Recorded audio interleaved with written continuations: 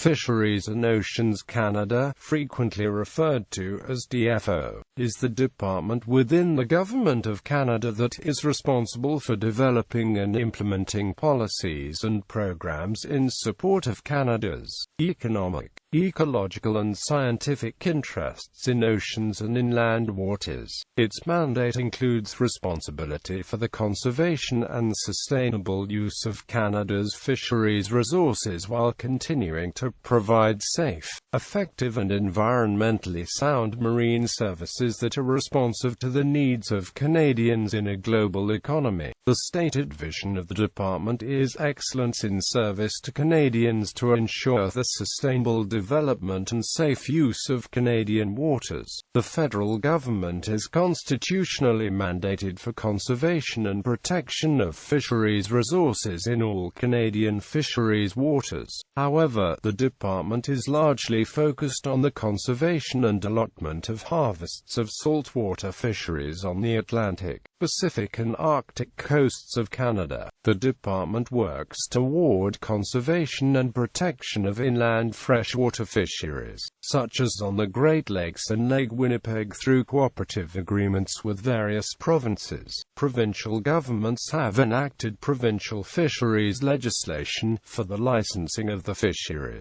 With the exception of Saskatchewan, conservation rules for freshwater fisheries are enacted under the Fisheries Act. 6 provinces administer these regulations in their own fisheries. To address the need for conservation, the department has an extensive science branch, with research institutes in various locations across the country. Typically, the science branch provides evidence for the need of conservation of various species, which are then regulated by the department. DFO also maintains a large enforcement branch with peace officers used to combat poaching and foreign overfishing within Canada's exclusive economic zone. DFO is responsible for several organizations, including the Canadian Coast Guard and the Canadian Hydrographic Service. History: the Department of Marine and Fisheries was created on July 1, 1867, although it did not receive legislative authority until May 22, 1868. The department's political representative in Parliament was the Minister of Marine and Fisheries, with the first minister having been the Hon. Peter Mitchell. The department was headquartered in the centre block of Parliament Hill until the disastrous fire of 1916, after which it was moved into the West Block and then off Parliament Hill entirely when new government office buildings were constructed in Ottawa. Enforcement: there are 3 designations under the Fisheries Act: fishery officers, fishery guardians and fishery inspectors. Fishery officers are designated under Section 5 of the Act and as peace officers employed to educate and enforce all provisions of the Act and other related acts and regulations. They carry firearms and other weapons such as pepper spray while conducting patrols and other enforcement initiatives. Fishery guardians are also designated under Section 5 of the Act and as peace officers but are not necessarily employed by the department. For example, a provincial conservation officer may be designated as a fishery guardian for the purpose of enforcing the Act. In general, fishery guardians cannot conduct a search unless authorized by warrant or conditions are met under warrantless search of the Criminal Code. Under the Aboriginal Guardian Program, certain First Nations may submit to the minister to designate certain band members as guardians.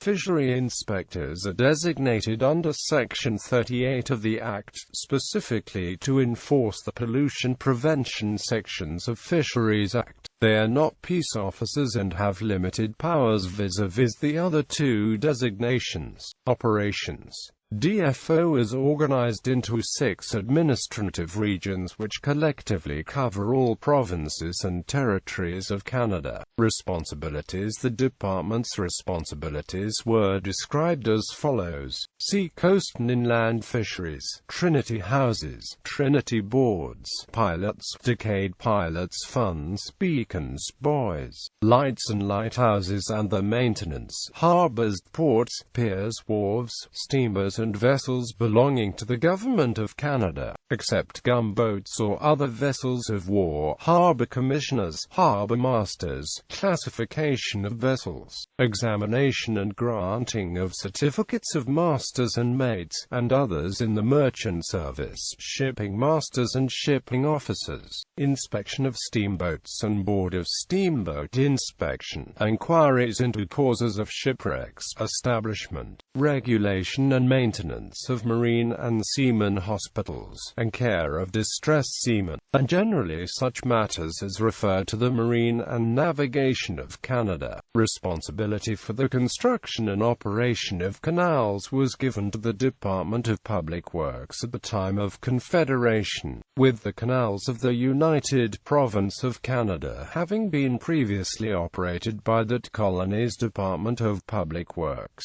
Marine Service of Canada. In its early days, one of the department's most active agencies was the operation of the Marine Service of Canada, which became the forerunner to the Canadian Coast Guard, with vessels dedicated to performing maintenance of buoys and lighthouses, whereas fisheries management wasn't as important as it became in the latter part of the 20th century. A major responsibility for the Department of Marine and Fisheries included the provisioning of rescue stations and facilities at the notorious shipwreck sites of Sable Island and St. Paul Island off Nova Scotia. The department also had responsibility for overseeing the qualification of apprenticing sailors who desired to become mates or shipping masters, as well as several marine police forces which attempted to combat illegal crimping. The foray into enforcement saw the department operate the Dominion cruises, which were armed enforcement vessels operating for the Fisheries Protection Service of Canada, a continuation of the provincial marine enforcement agencies of the British North American colonies.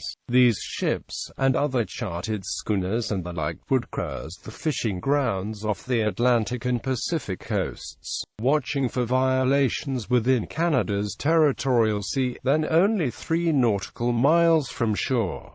Naval Service. Prior to the First World War, Canada had limited naval forces, with the majority of protection having been offered by the enforcement vessels of the Department of Marine and Fisheries, and by Britain's Royal Navy. In 1909–1910, the Department of Marine and Fisheries became linked to efforts to develop a Canadian naval force when on March 29, 1909, a Member of Parliament, George Foster, introduced a resolution in the House of Commons calling for the establishment of a Canadian Naval Service. The resolution was not successful, however. On January 12, 1910, the government of Prime Minister Sir Wilfrid Laurier took Foster's resolution and introduced it as the Naval Service Bill. After third reading, the bill received royal assent on May 4, 1910, and became the Naval Service Act, administered by the Minister of Marine and Fisheries at the time. The official title of the Navy was the Naval Service of Canada, and the first director of the Naval Service of Canada was Rear Admiral Charles Kingsmill, who was previously in charge of the Marine Service of the Department of Marine and Fisheries. The Naval Service of Canada changed its name to Royal Canadian Navy on January 30, 1911, but it was not until August 29,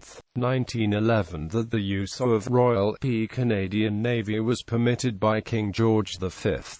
Departmental name changes. Since Confederation, the responsibilities of the original Department of Marine and Fisheries, namely the Fisheries Service and the Marine Service, have transferred among several departments.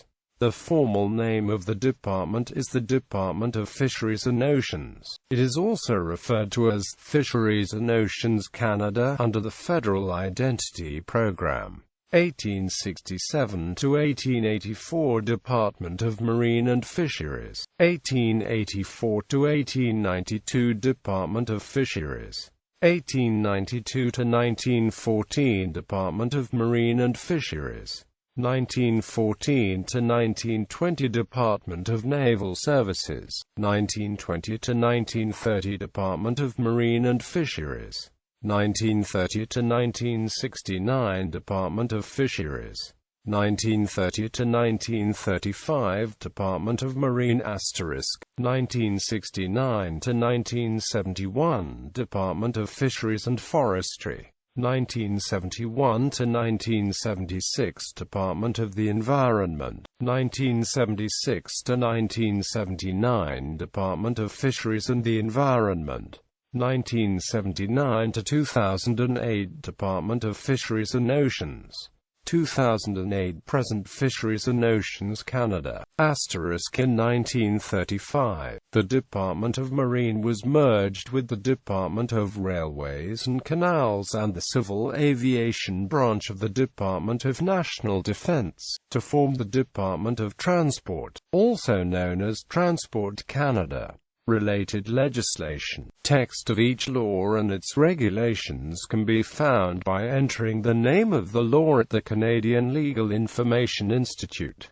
Canada Shipping Act. Canada Shipping Act, 2001.